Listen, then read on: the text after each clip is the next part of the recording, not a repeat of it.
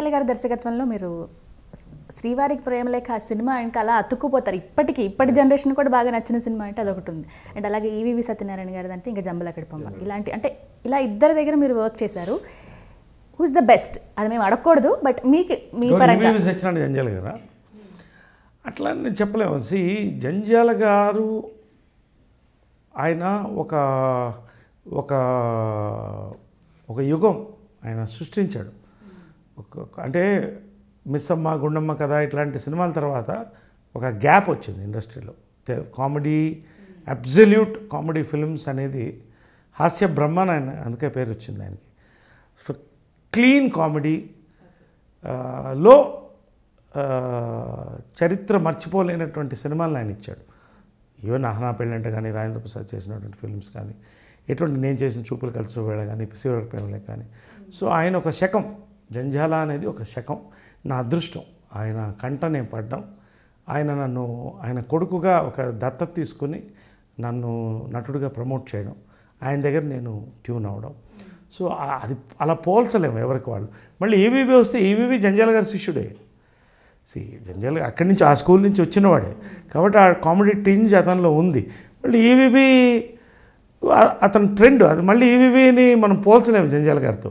EVV films వేరే, ఇటు mass ఇటు ఫ్యామిలీని టచ్ చేశాడు. జంబలకడి పంబ లాంటి ఇప్పుడు జంబలకడి పంబలకి సీక్వెల్ చేయలేము, అది ఈవీవి ఉంటే చేయగలడేమో. అటువంటి ఈవీవి నాకు కో డైరెక్టర్ నుంచి పరిచయం, అసిస్టెంట్ డైరెక్టర్ నుంచి. 4 స్తంభాలలో 4 స్తంభాలు నిల్చుంటే మధ్యలో భూతం ఇలా తిరుగుతుంటుంది, అది ఈవీవి మాస్క్ వేసుకుంది. సో అప్పటి నుంచి మేము అంతా కలిసి పెరిగాం. ఫ్రెండ్, నాకు మంచి ఫ్రెండ్, ఒక బ్రదర్ లాగా. సో ఈవీవి ఒక శకం. అంటే అతనికి ఒక ట్రెండ్ అంటూ సృష్టించాడు. బాధ ఏంటంటే ఇద్దరు మన మధ్య లేరు, ఒక 2 ఈరాస్ వెళ్ళిపోయినాయి. అదొకటే బాధ తప్ప ఎవరికి వారే హేమహేమల్. దాంట్లో నేను వీళ్ళు తక్కువ వాళ్ళు ఎక్కువ నేను. జంధ్యాల గారు అనేది ఏంటంటే హీఈస్ యూనివర్సిటీ, గర్వంగా చెప్తాను నేను. ఇవాళ త్రివిక్రమ్ గారు కూడా ఎప్పుడు చెప్తుంటారు, మేము ఫాలో అయినా ఆయన ఫాలో అవుతుంటామండి. It's great honour. Trivikram it's one of the treasures of Telugu industry. అటువంటి వ్యక్తి కూడా అక్కడి నుంచి మూలం అండి, ఇన్స్పిరేషన్ మాకు చెప్పడం అనేది.